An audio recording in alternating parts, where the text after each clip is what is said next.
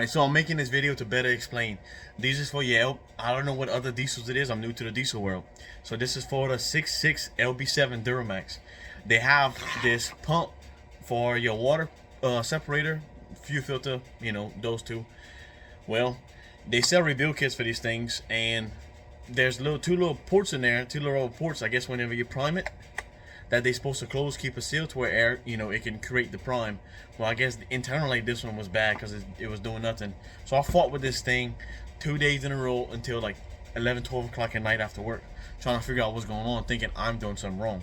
So a lot of the forums, when they tell you about them or they show them, they only talking about good ones.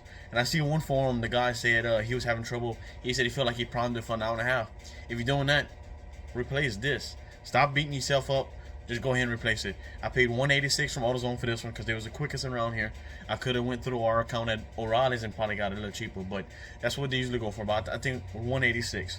So whenever you got one and it's giving you issues when you're trying to prime up, if you take this little bleeder screw, crack it open, and then you prime it and you see fluid, you hear air come out and in it, go ahead, get rid of it, put another one, because that is one of the issues.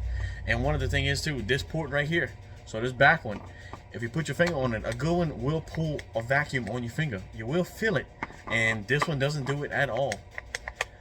So it was a faulty one. Instead of beating yourself up trying to figure out if you're doing something wrong, like I did, personal experience, those little issues. So if you got air seeping in and out of it, and it don't take long to prime it, I pre-filled my filter. I heard somebody on the forum say don't do that because you're putting dirty fuel in it. It was clean diesel and a very clean tank. So I went ahead and pre-filled my filter, and it literally took 10 pumps, and I felt something going on. I opened up my bleeder screw, and it started shooting a stream, not just a fizzle. This one was fizzle. It started shooting a stream of diesel. So I did that. I probably did it a couple times, like 2 or 3 times. Well, I closed the bleeder screw. I pump it. So I close the bleeder screw, pump it again. You can feel it. As soon as you start pumping, you can feel the pressure back on you. See, if you take this one, your old one, take no filter off of it, and if you pump and it feels exactly the same, something's wrong with this thing. So I'd pump it. I had got some once I probably got, you know, some pressure on it, I opened the bleeder screw. I did that, like I said, a couple times, and then I just went ahead and primed it until it got real hard. And then after that, I went into the truck, turned my key, and she turned over a little bit. I would say, if I had to take a guess, about 10-15 times, and then she started. I let her run for a few minutes, shut the truck off, started right back, and she started like she used to. So in case you run across these issues, don't fight these things. Don't be like me, a jackass. I am new to the diesel world.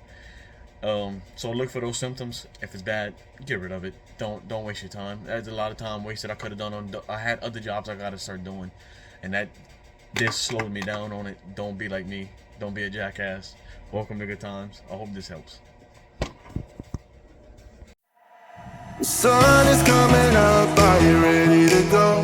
We can take a ride, we can take it slow. Your will is my law, I'ma let you be the boss, cause I'll go where you go.